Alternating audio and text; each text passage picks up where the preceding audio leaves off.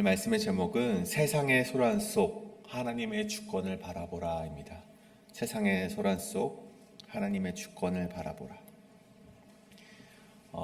어떤 이런 의학 용어 중에 과호흡 증후군이라는 것이 있습니다. 과호흡 증후군. 딱 봐도 이제 호흡이 과여져서 나오는 어떤 문제의 증상을 말하는 것이죠.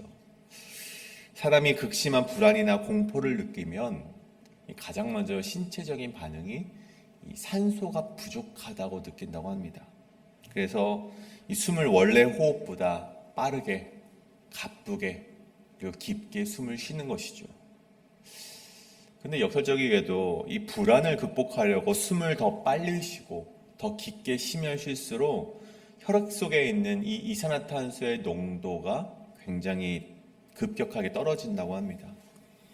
그렇게 되면은 우리 신체에서는 이 뇌혈관이 수축을 하게 되고 또 손발이 마비가 되고 더 극심한 호흡 곤란을 느끼게 되는 것이죠. 살아보려고 숨을 쉬어보려고 몸부림치는 그 행위 자체가 더 깊은 질식의 상태로 우리의 몸을 만들어간다는 것입니다. 오늘 우리가 읽은 본문의 말씀이 저는 바로 이와 같다라고 생각을 합니다. 여러분, 아수르라는 거대한 제국의 침략 앞에 주변국들이 모두 초토화되고 있는 것입니다. 이 아수르가 이 주변 약소국들은 뭐 빠질 것 없이 하나하나 다 건드리면서 침략과 약탈을 일삼고 있었죠. 남유다를 비롯한 주변의 약소국들, 특히 오늘 말씀에 나오는 이 구스, 에디오피아를 말하는 것인데, 이 구스는 이러한 상황을 타개해보고자 사절단을 막 보냅니다. 남유다로도 사절단을 보내고 주변 모압이나 암몬이나 막 다 보내게 되는 것이죠.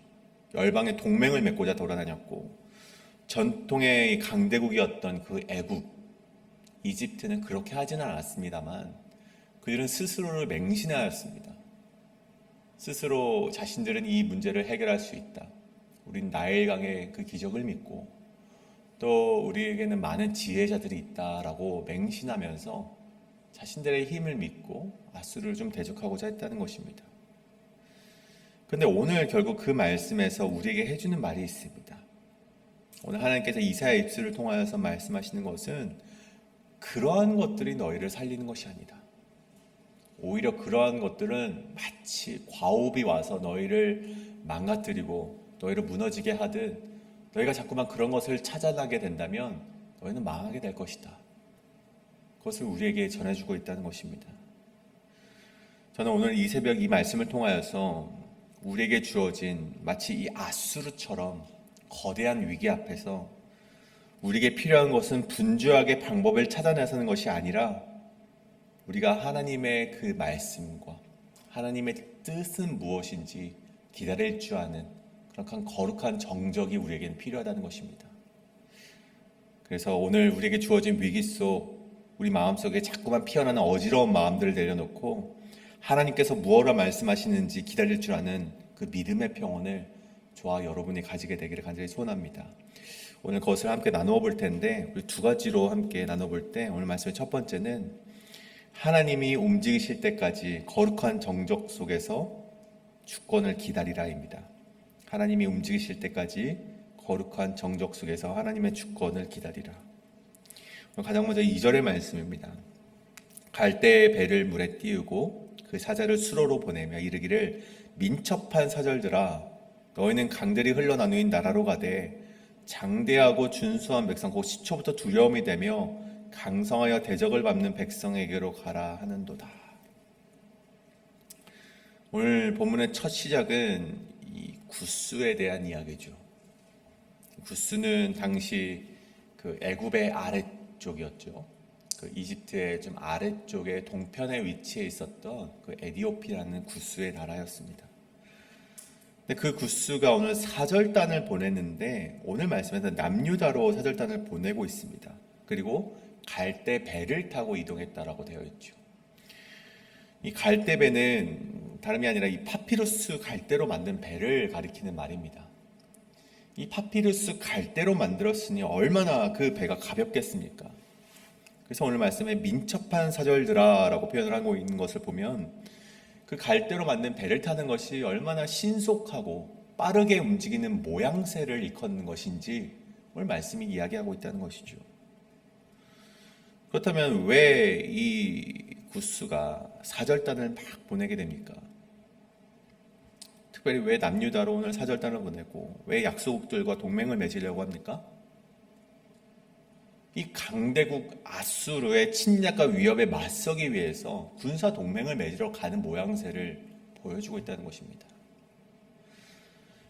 여러분, 우리가 계속해서 나누는 말씀이죠. 그 아수르라는 나라, 그 나라는요 거침없이 주변의 약소국들을 침략하고 침탈하고, 약소국도 아니죠, 그 주변에 있는 나라들을 막 침략하고 다니는 나라였습니다. 이에 자신에게도 여파가 올 것을 두려워했던 구스는 남유다뿐만 아니라 주변에 같은 처지에 있는 약소국들에게 사절단을 막 파견을 해서 함께 대응하고자 분주하게 움직였다는 것입니다. 민첩하게 오늘 기록되어 있듯이 빠르게 움직였다는 것이죠. 그런데 오늘 그런 구스를 향해서 하나님께서 무엇라 말씀하시는지를 보면 4절의 말씀을 보면 여호와께서 내게 이르시되 내가 나의 처소에서 조용히 감찰함이 쬐있는 일광 같고 가을 더위의 운무 같도다. 오늘 이 말씀을 전해주고 있습니다. 그러면 4절에서 내가 나의 처소에서 조용히 감찰하다 할 때, 이 조용히 감찰하다는 원어로 에시코타 와비타라는 단어가 사용됐는데, 앞에 있는 에시코타는 조용하게, 완전한 고요, 침묵을 가리키는 말이고, 뒤에는 이 와비타, 원어가 되는 나바트는 어떤 것을 유심히 바라보다라는 뜻을 가지고 있습니다.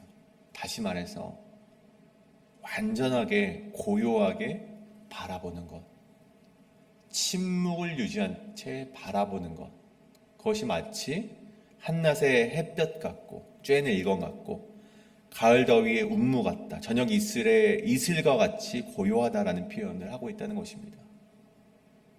그럼 이게 무슨 말씀입니까? 즉 온 세상이, 특별히 오늘 말씀의 구스가 아수르의 침략 때문에 패닉에 빠져서 사절단을 보내고 막 난리를 치고 있는 거예요. 어떻게든 이 위기를 해보려고, 위기를 타개해보고자 과하게 호흡을 하고 있는 것이죠. 근데 하나님은 뭐를 하고 계십니까? 하나님께서 자신의 처소에서 고요한 정적을 유지하신 채 모든 상황을 아주 유심히 바라보고 있다, 감찰하고 있다 라고 말씀하시면서 저 나라들과 자신의 이제 모습을 대비로 보여주는 것을 오늘 말씀이 이야기하고 있습니다. 그렇다면 하나님께서 침묵하시는 이유가 무엇입니까? 왜 이 고요함 속에서 하나님께서 무엇을 하시는지 오늘 말씀 5절 6절에서는 이렇게 말을 합니다. 추수하기 전 꽃이 떨어지고 포도가 맺혀 익어갈 때에 내가 낫으로 그 연한 가지를 베며 퍼진 가지를 찍어버려서 산의 독수리들과 땅의 들짐승들에게 던져주리니 산의 독수리들이 그것으로 여름을 지내며 땅의 들짐승들이 다 그것으로 겨울을 지내리라 하셨습니다. 아멘. 여러분, 이게 무슨 말씀입니까? 추수하기 전에 꽃이 떨어지고 포도가 맺혀 익어갈 때에, 이제 포도가 맺혀 익어갈 때 어떻게 해야 됩니까? 그것을 따 먹어야죠. 이건 아수르를 말하는 것이죠. 아수르의 약탈과 침략이 계속되어서 우리가 저들에게서 그 열매를 따먹으면 되겠다라고 아수르가 생각할 그때에, 그 순간에 하나님께서 낫을 들어 그 가지를 베어버리시겠다, 그 말씀을 하는 것입니다. 그러니까 하나님께서는 가장 완벽한 때에 하나님의 때를 위해 고요하게 기다리고 계신다, 그 말씀을 오늘 이야기가 하고 있는 것입니다. 여러분, 사람에게 위기가 주어지면 어떻게 됩니까? 당장에 이 위기를 극복해내고자, 당장에 이 위기를 좀 해결해보고자 그 마음이 굉장히 분주하게 됩니다. 이거 어떻게 하면 되지? 이거를 어떻게 해결하면 되지? 야, 이거 어떻게 하면 좋을까? 마음이 굉장히 분주해진다는 것은 이 생각이 복잡해지고 우리의 이 머릿속에 다른 것, 하나님을 생각할 겨를도 없이 많은 생각들이 계속해서 질비해서 나온다는 것을 말하는 것입니다. 당장 무엇라도 해야 할 것처럼 발을 동동 구리지만, 그런 반대로 하나님께서는 우리의 인간의 생각과는 다르게 움직이신다는 것이죠. 여러분 구스 사람들은 자신들의 군사력과 외교력으로 아수르를 막아보겠다고 갈대배를 띄우고 사방으로 뛰어다녔습니다. 그런데 여러분 18장 7절에 보면 결말이 어떻게 끝납니까? 아수르를 물리치실 분은 구스의 군대가 아니라 하나님이셨고 하나님께서 친히 그 아수르의 가지를 꺾어버리시겠다라고 말씀하셨다는 것입니다. 그리고 그 이후의 결과는 어떻게 됩니까? 7절을 말씀해 보면 그때 강들이 흘러나누인 나라의 장대하고 준수한 백성 곧 시초부터 두려움이 되며 강성하여 대적을 밟는 백성이 만군의 여호와께 드릴 예물을 가지고 만군의 여호와의 이름을 두신 곳 시온산에 이르리라. 강들이 흘러나누인 나라. 그래서 어떤 분은 유다라고 이제 말을 하긴 하지만 어떤 신학자들은 이것을 구스라고 말을 합니다. 그러니까 그 구스가 앞절과 동일한 말씀이죠. 그 구스가 다시금 이 유다로 오게 될 텐데 상황이 완전히 달라지는 것입니다. 그들과 동맹을 맺고자 그들에게 사전을 파견하여서 동맹을 맺어서 아수르와 이렇게 견줄 수 없는 세력을 만들고자 오는 것이 아니라 만군의 여호와께 예물을 드리기 위해 시온산으로 다시 찾아오게 될 것이다. 그 말씀을 하고 있다는 것입니다. 결국 하나님의 강인한 앞에 두려움을 가지고 예물을 드리고자 이 나라로 올 것이다 라고 말을 하고 있다는 것이죠. 여러분 이 말씀이 주는 메시지가 무엇입니까? 여러분 우리 인생에 풍랑이 일어날 때가 있습니다. 우리 때에 위기가 찾아올 때가 있습니다. 우리가 아무리 인생을 대비하고 잘 준비하고 계획적으로 살아간다고 할지라도 우리 인생에 풍랑이 없을 수는 없습니다. 위기가 찾아오게 되죠. 근데 그렇게 위기가 찾아오게 되었을 때 조급해하거나 분주하게 우리의 마음에 갈대배를 띄우지 말라는 것입니다. 어떻게 타개해야 될까? 어떻게 문제를 해결해야 될까가 중요한 것이 아니라 이 소란스러운 소리와 어떤 이런 위기 속에서 하나님의 방법은 무엇인가?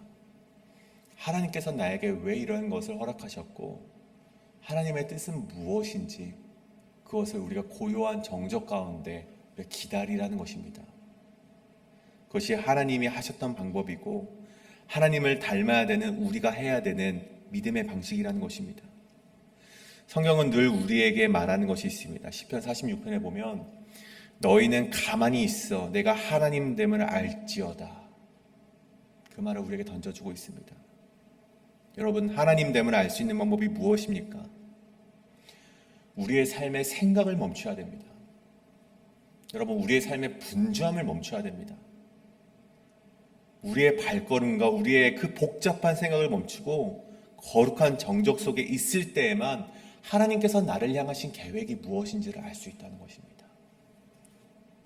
여러분 오늘 이 새벽 말씀을 통해 하나님보다 앞서가지 마시고 하나님의 때가 차서 낫을 드실 때까지 믿음으로 하나님을 기다리시는 저와 여러분의 인생이 되시길 간절히 소원합니다. 오늘 첫 번째입니다. 오늘 두 번째 말씀은 인간이 자신을 과신할 때 찾아오는 어지러운 마음을 경계해야 한다입니다. 인간이 자신을 과신할 때 찾아오는 어지러운 마음을 경계해야 한다.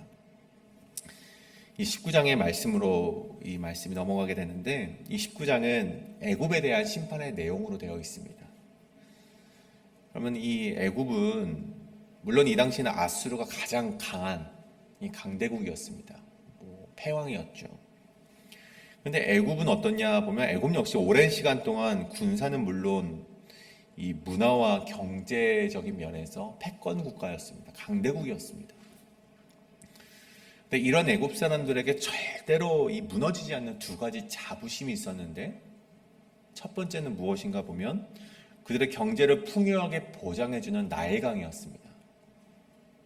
여러분 나일강, 그 나라를 흐르고 있는 그 나일강은 애굽 사람들에게 단순한 강이 아니라 이 애굽의 생명줄이자 이 풍요의 원천이었습니다. 매년 이 정기적으로 범람을 해주면서 땅을 비옥하게 만들어주기도 하고 또 이 나일강을 통하여서 그들이 정말 먹고 마실 수 있는 그런 근원이 제공이 되었기 때문에 결코 배신하지도 실패하지도 않는 그들의 자산처럼 여겼다는 것입니다. 이것이 그들이 가졌던 첫 번째 자부심이었다면, 두 번째 자부심이란 이 수천 년 동안 축적되어 오던 그 학문과 지혜를 자랑하는 지혜자들, 우리 방백자들을 그들의 자부심으로 여겼다는 것입니다. 오랜 기간 그들이 천문학을 연구했고, 또 그들이 피라미드와 같은 그런 건축과 정치와 군사적인 전략에서 애굽은 이미 최고의 수준을 도달했습니다. 그래서 이러한 자만은 어떠한 위기도 자신들의 지혜를 이겨낼 수 있다고 생각하게 만들었다는 것입니다. 그런데 오늘 말씀을 보십시오. 하나님께서 그 애굽에 임하실 때에는 그 자부심도 한낱 흐트러질 먼지에 불과하다는 것을 오늘 말씀이 이야기하고 있다는 것이죠. 19장 5절부터 7절을 보면 어떻게 됩니까? 그들이 그토록 자부하고 그들이 그토록 맹신하였던 그 풍요로운 나일강의 물이 마른다고 합니다. 바닥을 드러낸다는 것이죠. 근데 이 나일강의 바닥이 드러나게 되면 그것으로 끝입니까? 그렇지 않습니다. 강물이 마르니 이 어부들은 탄식을 하고, 여러분 나일강 주변에 이 세마포를 짜던 섬유 산업과 그런 그 수공업자들이 완전히 파산을 하게 됩니다. 여러분 이 말은 그 애굽을 떠받치고 있던 경제적인 기반이 한순간에 무너지게 될 것이라는 그런 경고의 심판을 말하는 것입니다. 여러분 그렇게 되었을 때 여러분 국가를 살려내야 될 지도자들과 그들이 그렇게 또한 맹신했었던 지혜자들이 무엇을 하고 있습니까? 19장 11절부터 13절을 보면 이 소환과 노베, 방백들, 백성들이라고 표현하죠. 즉 애굽 최고의 엘리트 모략가들의 모습이 나오는데 이사야 선지자는 그들을 향해서 이렇게 선포를 합니다. 이 소환의 백성들, 방백들은 어리석었고 바로의 가장 지혜로운 모사의 책략은 우둔하여졌으니 너희가 어떻게 바로에게 나는 지혜로운 자들의 자손이라 난 옛 왕들의 후예라 할 수 있으랴. 여기 무슨 말씀입니까? 세계 최고의 지식을 자랑하던, 세계 최고의 학문과 경험을 자랑하던 그 자들이요 어리석고 우둔해하여졌다고 말을 하고 있습니다. 왜 그렇습니까? 왜 그토록 오랜 기간 동안의 경험과 노하우와 공부와 경험과 그렇게 박식하던 자들이 왜 우둔하여집니까? 그럼 14절을 보십시오. 여호와께서 그 가운데 어지러운 마음을 섞으셨으므로 그들이 애굽을 매사 잘못 가게 함이 취한 자가 토하면서 비틀거림 같게 하였으니. 그래서 어지러운 마음, 이런 어지러운 마음, 루아우 이브임이라는 뜻인데, 루아우는 우리가 잘 알던 영을 말하는 것입니다. 근데 이브임은 무엇입니까? 혼란, 왜곡, 어지럼증을 말합니다. 직역을 하자면 하나님께서 그들에게 혼란의 영을 그들에게 주입하시니, 그들에게 혼란케 하는 영을 부으시니 그들이 어떻게 됩니까? 비틀거리게 되는데, 그 애굽을 인도해야 되고 애굽에게 지혜를 주던 그들이 오히려 취한 자가 토하면서 비틀거림 같게 되었다라고 말하고 있습니다. 여러분, 인간이 자랑하는 경제력이나 인간의 지식, 인맥 경험들이 여러분 하나님의 그 혼란의 영 한 번에, 하나님께서 혼란의 영을 부으시는 것 그 한 번에 그들이 완전히 무너지게 되었다라는 것을 오늘 말씀이 우리에게 전해주고 있다는 것입니다. 여러분 오늘날 수많은 현대인들이 여러분 하나님 없이도 살 수 있다고 착각을 하지 않습니까? 제가 신학교로 입학할 때 우리 한 학년에, 신학과에 입학하는 한 학년이 50명 정도가 되었습니다. 그들 모두는 하나님을 믿었고 저뿐만 아니라 선배들과 후배들 역시 정말 하나님, 이 땅 가운데 하나님의 뜻을 살펴내고자 그렇게 살아가던 제 동기들이었고 선배들이었습니다. 근데 여러분 그 50명 중에 몇 명이나 목회를 할 것 같습니까? 제가 세보니까 8명이 남았더라고요. 다 이 길을 가다 보니 이 길이 굉장히 어리석어 보이고 희생을 해야 되고 또 하나님을 믿자니 세상의 방법들이 너무나 달콤해 보이기 때문에 제가 그들의 삶을 비하하려는 건 아니지만 그 제 갈 길을 찾아 떠나갔다는 것입니다.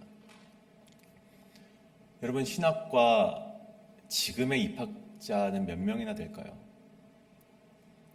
제가 보니까 한 학년에 8명이 입학했다고 합니다. 50명이 들어와서 8명이 남았는데 여러분 8명이 입학하면 몇 명이 남게 될까요? 여러분 수많은 현대인들은요 하나님 없이도 살 수 있다고 그들은 스스로가 하나님이 없어야만 잘 살 수 있다고 생각하는 시대에 도래했다는 것입니다. 하나님을 믿고 저 하늘의 보화에 나의 이 상금을 쌓아두면서 살아가는 것이 복이 아니라 내 통장에 쌓아둔 재정이 나를 지켜줄 것이라고 믿고 살아가는 시대가 바로 이 땅의 시대라는 것이죠. 내가 쌓아온 스펙과 경험, 세상적인 인맥이 내 미래를 보장해 줄 것이라고 확신하는 시대에 살고 있다는 것입니다. 근데 여러분 하나님께서 그 삶에 루아우 이브임, 혼란의 영을 그에게 한 번만이라도 붓게 되면은 여러분 그 인생은 완전히 무너지게 되는 흐트러질 수밖에 없는 그들의 인생, 먼지 같은 인생에 불과하다는 것입니다. 아무리 똑똑한 사람도 눈앞에 사기를 당하게 되고 아무리 완벽해 보이던 사업의 계획도 하나님께서 한 번만 건드리시기만 해도 그 판단 한 번에 순식간에 무너질 수밖에 없는 인생이 저들의 인생이라는 것이죠. 마치 술 취한 자가 토하면서 비틀거리며 그렇게 살아갈 것이 정말 하나님을 믿지 않는 자들의 인생이라는 것입니다. 여러분 오늘 이 본문 이사야 18장과 또 19장 15절까지의 말씀은 그런 열방의 소란함 속에서 우리가 누구를 바라보아야 하는지를 너무나도 명확하게 보여주고 있다는 것입니다. 구스는 자신이 살아보겠다라고 주변국들에게 막 외교를 하면서 우리 같이 연합전선을 구축해보자. 우리 한번 우리 힘으로 살아내보자. 그렇게 말을 했고 여러분 애굽은 어떻습니까? 그런 거 필요 없다. 우리는 전통적으로 우리를 지켜와주던 나일강이 있고 태양의 신 라라는 신이 있고 우리는 우리가 구축해오던 지혜와 경험과 노하우가 있다. 여러분 그 두 개 모두 다 그들에게 도움이 되지 못했고 과호흡으로 찾아와 그것을 맹신했던 이들이 모두 다 무너지고 말았다는 것입니다. 여러분 오늘 말씀 마치면서 우리가 이러한 질문을 한번 좀 우리에게 던져보길 원합니다. 혹 우리의 삶에 위기가 찾아왔을 때, 어려움이 왔을 때, 혹 여러분은 구스 사람들처럼 인간적인 동맹을 맺겠다고, 혹시나 연합전선으로 그것을 구축해보겠다고, 위기를 타개해보겠다고 정말 구스 사람들처럼 살아가고 있지는 않은가 스스로에 한번 질문을 던져보길 원합니다. 또한 애굽 사람들처럼 내가 가진 나일강의 풍요나 어떤 지혜를 자랑하면서 그러한 것들을 이겨보겠다라고 자만하고 있지는 않은가 우리 인생을 한번 돌아보길 원합니다. 오늘 이 시간 함께 기도하실 때 하나님 그러한 것들이 나를 지키는 것이 아니라 내 삶의 키는 오직 주님께 맡겨드릴 때 내 삶의 안전함을 주님 앞에 다시금 알게 하여 주시옵소서. 우리가 이것을 하나님께 고백으로 올려드리길 원합니다. 눈앞의 환경은 여전히 소란스럽고 아술의 위협처럼 사방이 막혀있는 것처럼 보일지라도 역사의 진정한 통치자이신 하나님만을 바라보며 그분의 침묵 속에서 일하시는 거룩한 손길을 경험하는 모든 성도님들이 되셔서 이 땅 가운데 정말 이 세상의 방법이 좋아 보이고 현명해 보일지라도 결국 진짜 승리는 진짜 우리의 성공과 진짜 이 형통의 길은 하나님을 의지하고 하나님의 뜻이 무엇인지 거룩하게 우리가 침묵 속에서 그 뜻을 기다리는 것만이 우리가 단 하나의 방법임을 하나님의 그 인도하심의 단 하나의 방법임을 기억하시며 오늘을 살아가시는 여러분 되실 간절히 소원합니다. 이것을 놓고 우리가 이 시간 함께 기도하며 나아가도록 하겠습니다. 기도하시겠습니다.